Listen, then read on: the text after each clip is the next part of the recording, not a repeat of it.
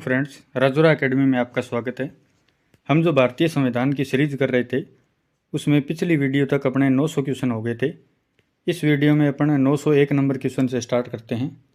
तो सबसे पहला क्वेश्चन है, लोकसभा के 545 सदस्यों में से कितने सदस्य संघीय क्षेत्रों से निर्वाचित होते हैं? तो वो 13 सदस्य है, वो संघीय क्षेत्रों से निर्वाचित होते हैं। 1947 में भारतीयों को सार्वभौम सत्ता सौंपने की योजना किस नाम से जानी जाती है? तो उसे माउंटबेटन योजना के नाम से जाना जाता है। नेक्स्ट पे चलते हैं। भारतीय संविधान की आधारभूत संरचना यानी बेसिक स्ट्रक्चर थ्योरी से क्या तात्पर्य है? तो संविधान के कुछ लक्षण ऐसे अनिवार्य हैं कि उनका निराकरण यानी एब्रोगेशन नहीं किया जा सकता है। नेक्स्ट पे चलते हैं। कौन सी क्रिया विधि ऐसे धन विधेयक को अंगीकार करा लेगी जो एक बार लोकसभा द्वारा पारित किया जा चुका हो किंतु राज्यसभा द्वारा संशोधित किया गया हो? तो यह पारित समझा जाएगा यदि लोकसभा इसे संशोधन स्वीकार अथवा अस्वीकार करते हुए दोबारा वापस कर दे। न्यायिक पुनरावलोकन में न्यायालय को अधिकार है। तो क्या अधिकार है? यदि कोई कानून या आदेश संविधान के विपरीत हो तो उसे असंवैधानिक घोषित कर दे, ये उसका अधिकार है। नेक्स्ट है, लोकसभा का कोरम कुल सदस्य संख्या का कितना होता है? तो वो 1/10 भाग होता है। संविधान सभा से मुस्लिम लीग के बहिष्कार का प्रमुख कारण क्या था? तो वो मुस्लिम लीग मुसलमानों के लिए एक अलग संविधान सभा चाहती थी, इसलिए उन्होंने इसका बहिष्कार किया था।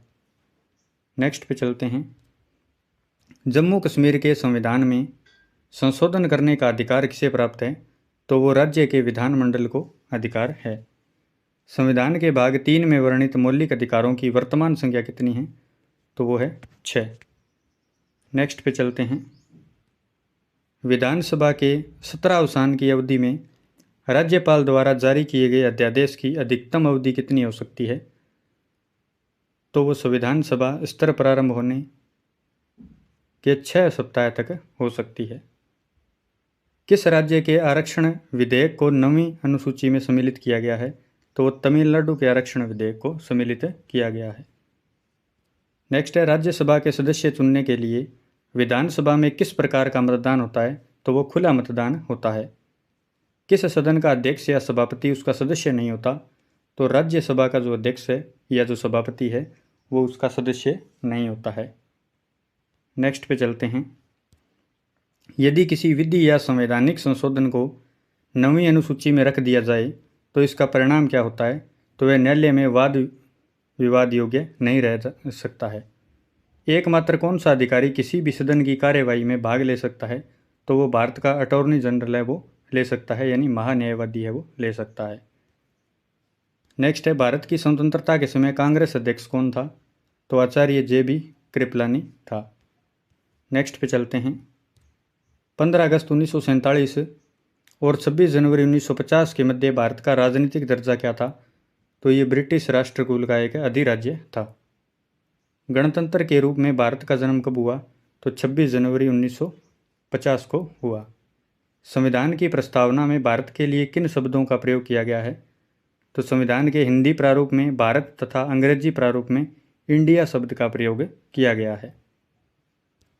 नेक्स्ट है, भारत का संविधान कितने भागों में विभाजित है? तो ये 22 भागों में विभाजित है। उद्देश्य प्रस्ताव में वर्णित विचारों को संविधान सभा ने संविधान के किस भाग में स्थान दिया है? तो ये प्रस्तावना में इसको स्थान दिया है। संविधान में वर्णित मौलिक कर्तव्यों से कौन सी समिति की सिफारिशें संबंधित रही है? तो वो स्वर्ण सिंह समिति है, वो रही है। नेक्स्ट है, नीति निर्देशक तत्वों का समुचित क्रियान्वयन किस पर निर्भर करता है? तो वो सरकार की इच्छा शक्ति एवं पर्याप्त साधनों यानी धन की उपलब्धता पर निर्भर करता है। संविधान में वर्णित मौलिक अधिकारों में से कुछ से सशस्त्र बलों का सदस्यों को वंचित करने के संबंध में कौन निर्णय लेने के लिए अधिकृत है? तो वो है संसद। नेक्स्ट है, अपनी पदावधि समाप्त होने से पूर्व उपराष्ट्रपति को उसके पद से हटाने का अधिकार किसे है? तो वो संसद को अधिकार है। नेक्स्ट पे चलते हैं। भारतीय नागरिकों के मौलिक अधिकारों का युक्ति युक्त प्रतिबंधों को आरोपित करने की शक्ति किसके पास है? तो वो भी संसद के पास है। भारत का मुख्य निर्वाचन आयुक्त अपना पद धारण कर सकता है, तो वो 6 वर्ष के लिए या 65 वर्ष की आयु इनमें से जो कोई भी पहले हो उस तक अपना पद ग्रहण कर सकता है। उसके बाद उसे हटा दिया जाता है।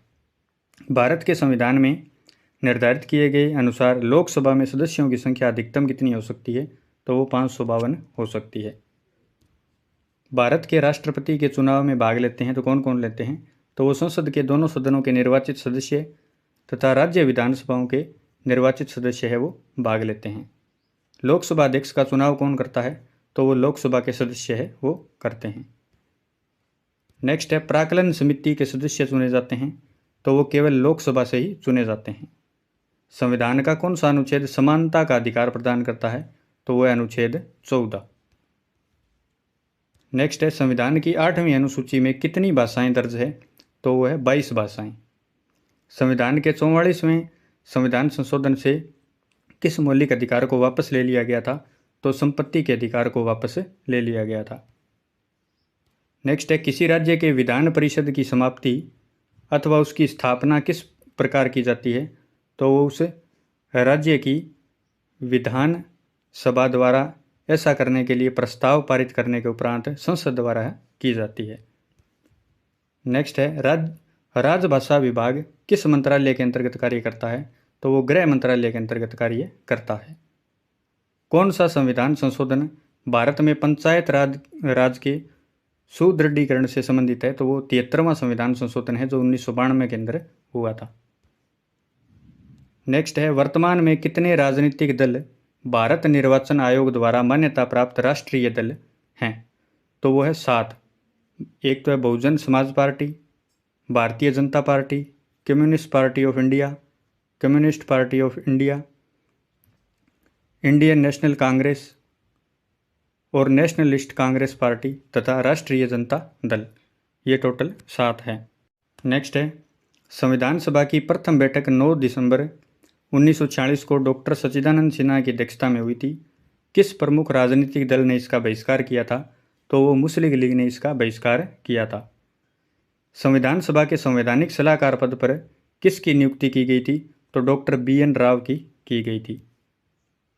नेक्स्ट है 6 मौलिक अधिकार कौन कौन से हैं, तो पहला है समानता का अधिकार, स्वतंत्रता का अधिकार, शोषण के विरुद्ध अधिकार, धार्मिक स्वतंत्रता का अधिकार, संस्कृति तथा शिक्षा का अधिकार और संवैधानिक उपचारों का अधिकार। नेक्स्ट पे चलते हैं। भारत के प्रथम मुख्य न्यायाधीश कौन थे, तो वो हीरालाल जे कानिया थे। राष्ट्रपति के त्यागपत्र की सूचना उपराष्ट्रपति किसको देता है, तो वो लोकसभा अध्यक्ष यानी स्पीकर को देता है।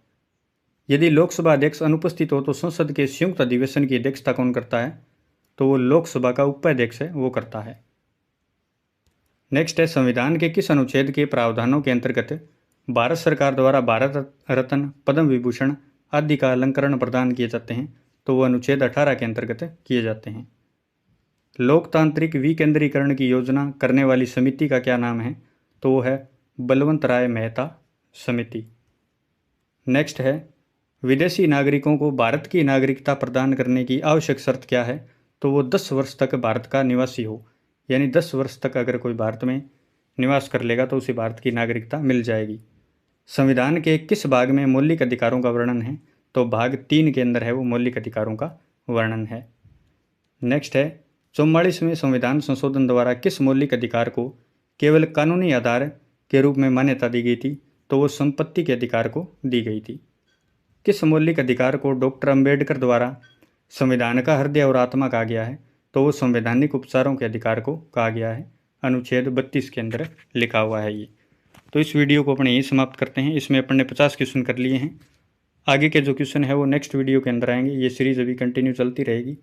अगर आपको वीडियो पसंद आ रही तो हमारे चैनल को सब्सक्राइब कीजिए और बेल आइकन को प्रेस कर लीजिए। धन्यवाद।